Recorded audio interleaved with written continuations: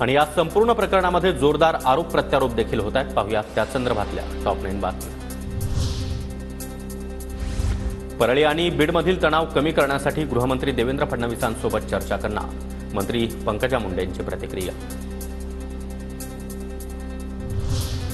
फडणवीसांच्या सरकारला डाग लावण्याचा प्रयत्न सुरू, जातीय दंगली घडवणाऱ्या धनंजय मुंडेंच्या टोळीला अजितदादा आणि फडणवीसांनी थांबवावं, वाल्मिक कराडला पोलीस कोठडी मिळाल्यानंतर जरांगेंची प्रतिक्रिया। मुख्यमंत्र्यांनी मुंडेंचा राजीनामा घ्यायला भाग पाडायला पाहिजे होतं आणि दादांनी देखील धनंजय मुंडेंचा राजीनामा घ्यायला हवा होता। मुंडेंच्या राजीनाम्यावर अंजली दमानी यांची प्रतिक्रिया। तर एका समाजाला बोलू नका, गुन्हेगार प्रत्येक समाजामध्ये असतात, दमानी यांचं वक्तव्य।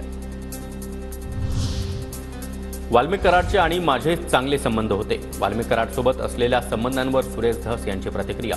मात्र कोणी माणसं मारत असेल तर त्यासोबत राहावं का, धस यांचा सवाल। वाल्मिक कराडला धमकी दिली तर कधी आणि केव्हा दिली, कराडच्या पत्नीच्या आरोपांवर खासदार बजरंग सोनवणे यांचं उत्तर। जर धमकी दिली असेल तर त्यावेळीच त्यांनी बोलायला हवं होतं, सोनवणेंचं वक्तव्य।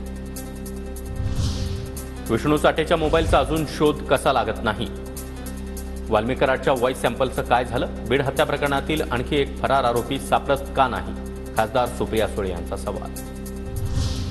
निलंबित तालुकाध्यक्ष विष्णू चाटेमुळेच राष्ट्रवादीची बीड जिल्हा कार्यकारिणी बरखास्त, संतोष देशमुख हत्या प्रकरणामध्ये विष्णू चाटेचं नाव आल्यानंतर निलंबन। ज्यांच्यावर शिंतोडे उडाले ते अजून मंत्रिमंडळात, आकाच्या आकावर कारवाई कधी होणार, बीड प्रकरणामध्ये संजय राऊतांचा सवाल। गावातील लोकांना रोजगार मिळावा, हातामध्ये 2 पैसे यावे हा उद्देश होता। खंडणी प्रकरणामध्ये अवादा कंपनीची बाजू घेतल्यामुळे हत्या झाल्याच्या सीआयडीच्या दाव्यानंतर संतोष देशमुखांचे भाऊ धनंजय देशमुख यांची प्रतिक्रिया।